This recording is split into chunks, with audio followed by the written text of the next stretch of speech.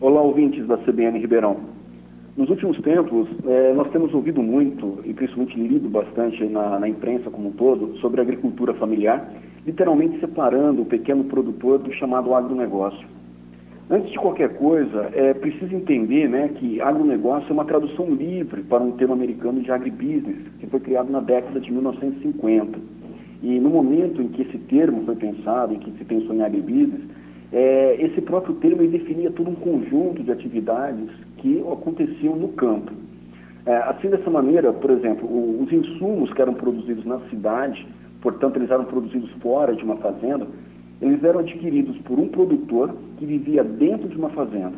Esse produtor pegava esses insumos, produzia determinado produto e depois vendia para fora da fazenda aquela produção que ele havia feito.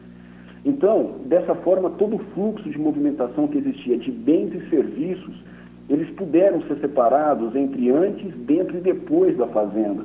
E hoje a gente também encontra algumas pessoas que falam antes, dentro e depois da porteira. Portanto, analisar a forma como acontece a transformação de uma matéria-prima num determinado produto é essa função que se ocupa o agronegócio. Portanto, por definição, nunca houve em nenhum momento a separação quanto ao porte do produtor. Essa separação que nós lemos hoje entre a agricultura familiar, separando o pequeno produtor do agronegócio, é uma separação que não é correta. Falar que o pequeno produtor ou que a agricultura familiar não pertence ao agronegócio é fazer um olhar exclusivamente focado na atividade de produção no campo e olhar essa produção somente sob a perspectiva da profissionalização, do acesso ao mercado ou mesmo da capacidade financeira de investimento que esse produtor tem. O fato é que, se a gente parar e olhar nos dias atuais, o mercado hoje está muito mais profissionalizado, as margens estão muito mais apertadas.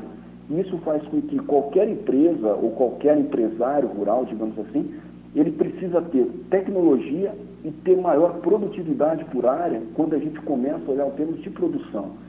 E ele precisa ter hoje muito mais conhecimento na comercialização, porque a concorrência hoje é muito mais forte e os acessos a determinados mercados são muito mais complicados. Nesse caso, sim, o pequeno produtor, dentro de um universo de vários outros produtores, ele tem muito mais dificuldade.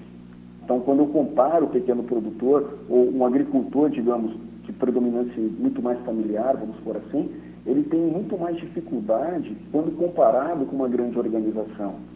Mas eu preciso pensar que esse produtor, ele faz parte de uma grande atividade. Por exemplo, se a gente pensar que o setor de hortifruti granjeiros hoje no Brasil é abastecido principalmente pelo pequeno produtor, e que em maioria esses pequenos produtores têm sua origem familiar, se eu pegar e fazer a separação afirmando que o pequeno produtor não faz parte do agronegócio brasileiro, é a mesma coisa que eu afirmar que todas as hortaliças e frutas simplesmente não existem ou que elas não possuem nenhum tipo de representatividade enquanto negócio.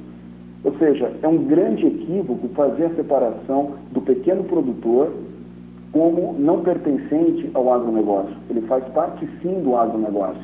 O que diferencia é que as suas características de produção e as suas características de comercialização são um pouco diferentes quando feitos diretamente com uma grande empresa. Hoje, a gente pode falar que esse ambiente globalizado que nós vivemos, ele traz sim algumas dificuldades muito maiores para esse pequeno produtor. Mas a gente não pode jamais afirmar que esse pequeno produtor ou que a agricultura familiar, ela não faz parte do agronegócio ou que não tem representatividade dos negócios gerados em campos aqui no Brasil. Bom, ouvintes da Rádio CBN Ribeirão, por enquanto é isso e a gente se encontra na próxima semana. Um abraço.